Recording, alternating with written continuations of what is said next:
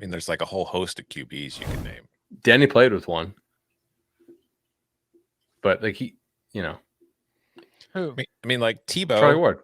Charlie Ward. Yeah, like there's been a lot. I feel like it's probably more at quarterback than most other positions where there's like a lot of guys at the college level who could be very, very, very good college players because of the offense. Is like Tommy Frazier, Eric Crouch, Tebow. All these guys were phenomenons at college, but they just weren't fits for what they do in the NFL, and that's kind of what Oscar Tshiebwe is.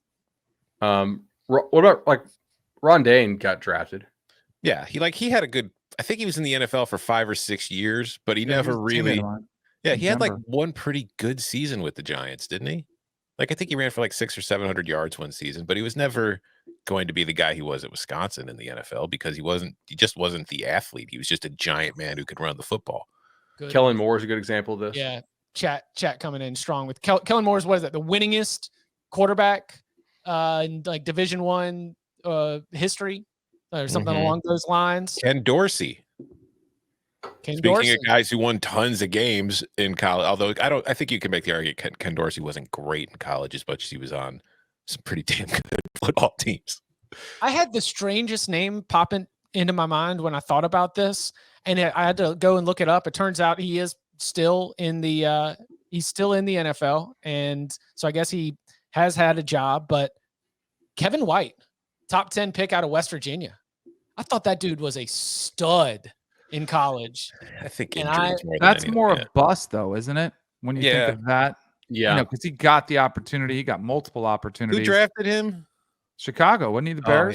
Oh yeah, that's right. Yeah. Because that's a good question. Because the bust, somebody said Ryan Leaf, that's a bust. Like there is like guys that are just great college players that just don't translate to the next level. I'm trying to think of defensive players. Like there's been a lot of. I would say like a guy like Skalski. Like, do you think James Skalski is going to be an NFL guy? No. Yeah, me neither. I mean, I played with a bunch of guys that were great teammates, really good all ACC players that just were really good college players, and then just didn't get an opportunity. They weren't NFL guys. Yeah, I think that the reason why we have more examples of offensive guys is because I think you can scheme your way to points better than you can scheme your way to stops. Mm-hmm. So like you can be a little more creative with that, I guess. You know what I'm saying? It's like in all of a lot of the defensive examples that are being brought up by the chat right now, it's typically Manti Te'o is a good example. Is there anybody for Saban? Like, because Saban, one of the reasons he hated the no huddle was because he couldn't like call and set the defense and figure out the strength and the star and ID the H and the tight end and whatnot. So he had to have his guy on the field do it. And I feel like he's had some guys there who's a Saban defensive guy who was like very smart and like, why is he on the field?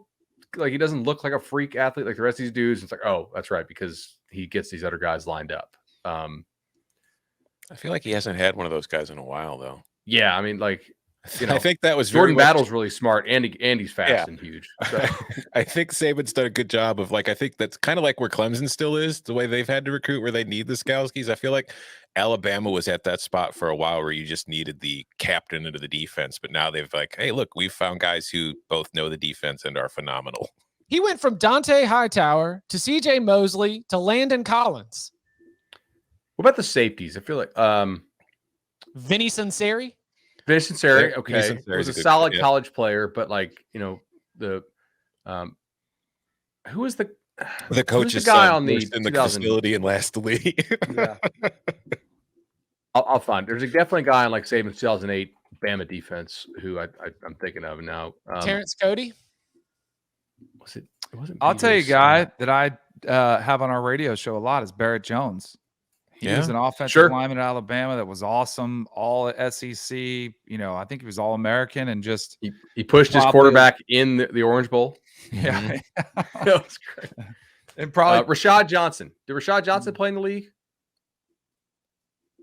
Yeah, he's wearing a Cardinals jersey, so I guess he did.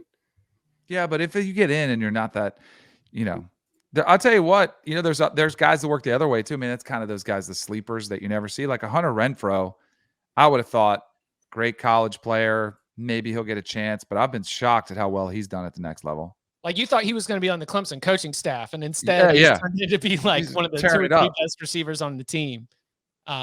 Yeah, very interesting to continue to look at that, especially as the game continues to change. And yes, I think the initial run of names is quarterbacks. Like you can be an excellent college quarterback, but then having it hit in the NFL, much more difficult.